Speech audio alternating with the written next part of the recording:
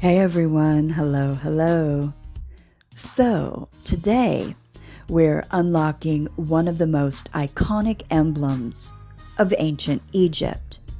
One that has shimmered on temple walls, guarded tombs, and whispered through thousands of years. We're talking about the Ankh.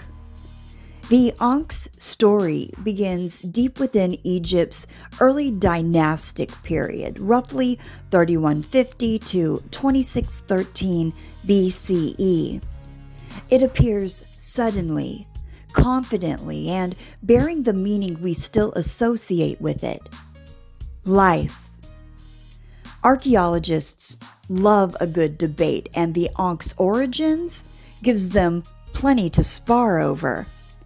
Some theories suggest that it may depict a sandal strap, a symbol of walking through life. Others see it as a stylized knot, binding the worlds together.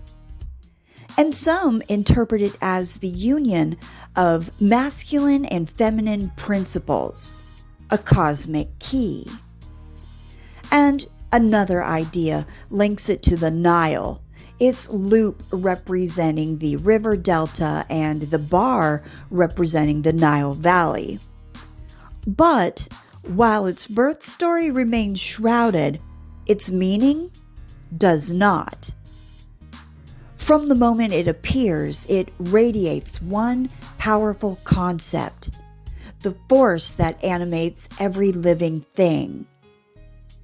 If you wander through temple reliefs or painted tomb chambers, you'll notice something striking.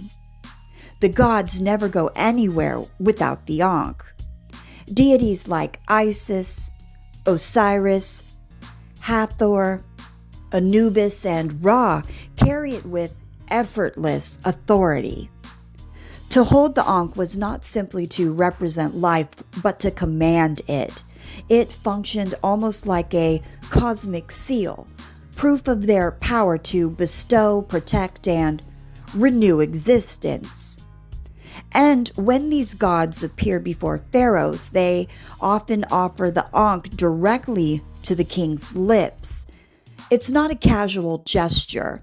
It represents the breath of life, a divine infusion of vitality, legitimacy, and longevity. To rule Egypt was to channel the gods, and the Ankh was the conduit of the sacred, with that sacred permission. Pharaohs were not just political leaders, they were living bridges between heaven and earth. On reliefs, they too brandish the Ankh, for they are the chosen custodians of life on earth.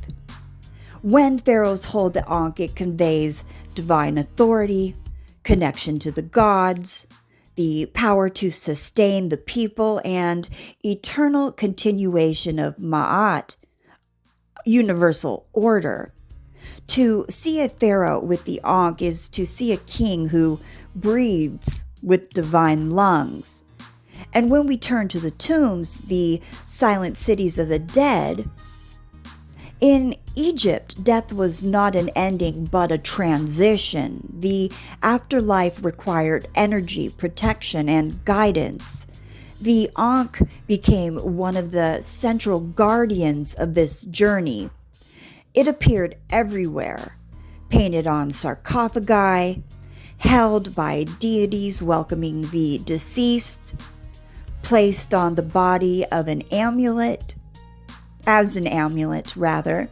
and worked into wrappings and burial goods, and also carved into walls and burial chambers. In purification scenes, critical moments of spiritual reassembly, gods extend the Ankh to the deceased's mouth, granting them the breath needed to awaken in the next world. To enter eternity, the soul needed nourishment, renewal, and divine approval. The Ankh provided all three. The ancient Egyptians were prolific amulet makers, and the Ankh became one of the most cherished.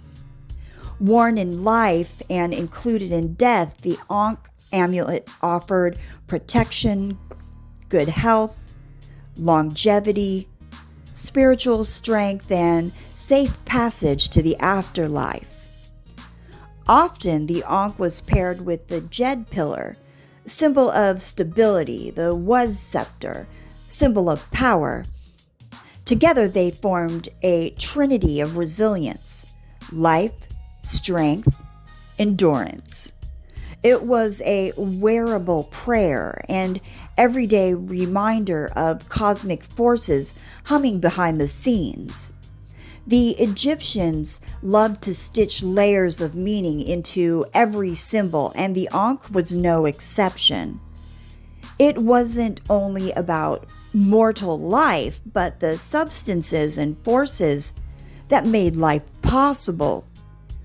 The Ankh was tied to water, the lifeblood of the Nile, air, the breath that fuels existence, and the sun, the eternal cycle of birth and rebirth.